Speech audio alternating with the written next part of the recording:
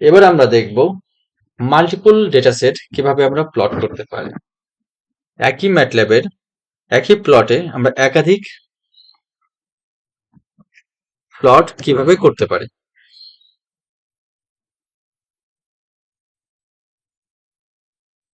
So শুরুতে আমরা variable নিয়ে নেই x ইকুয়াল টু 0 থেকে আমাদের পাই ভাগ 100 10 দিয়ে দিই। আমাদের সিমিলার x ই রাখলাম 2 পাই পর্যন্ত, 2 মাল্টিপ্লাই উইথ পাই।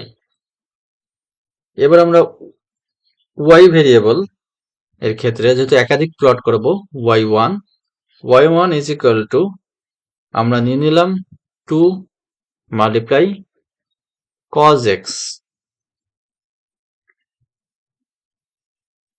y1 পেয়ে গেছি। এবার y2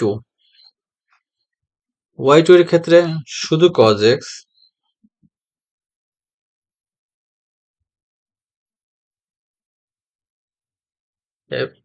সরি এটা আমাদের y2 হবে।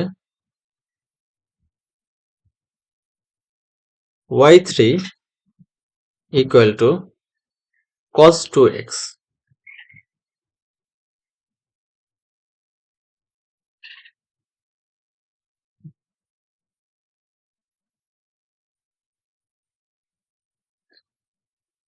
cos 2x। সো আমি সবগুলো প্লট একসঙ্গে করতে চাই। প্লট x y1, এরপর এর যদি কালার বা সিম্বল বা মার্কার কোনো কিছু অ্যাড করতে চাই, চেঞ্জ করতে চাই, সেটা আমরা করতে পারি, অথবা আমরা সেকেন্ড প্লটে চলে যাই। সেকেন্ড প্লটের ক্ষেত্রে সাপোজ এটাকে সেকেন্ড প্লটে যাওয়ার আগে আমি এটাকে ড্যাশ লাইন দিয়ে আমি দেখাতে চাচ্ছি। সো এটা আমাদের ড্যাশ লাইন হবে। এরপরে আমরা পরের প্লটে যদি চলে যাই, এক্স এর রেসপেক্টে এবার প্লট করবে y2, এবং এটা হবে আমাদের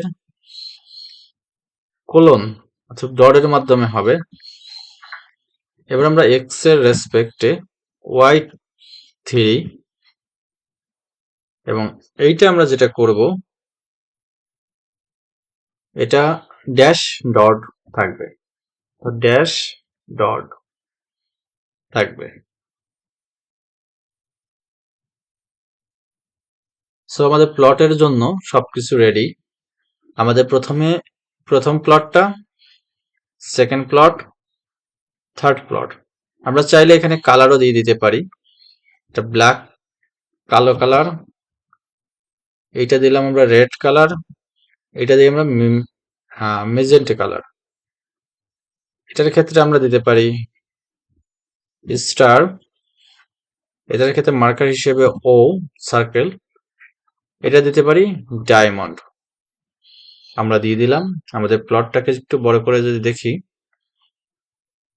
আমরা প্লটটা দেখতে পাচ্ছি একই প্লটে একাধিক লাইন, একটা কজের জন্য রয়েছে, একটা সাইনের জন্য রয়েছে, একটা হচ্ছে cos 2x এর জন্য রয়েছে।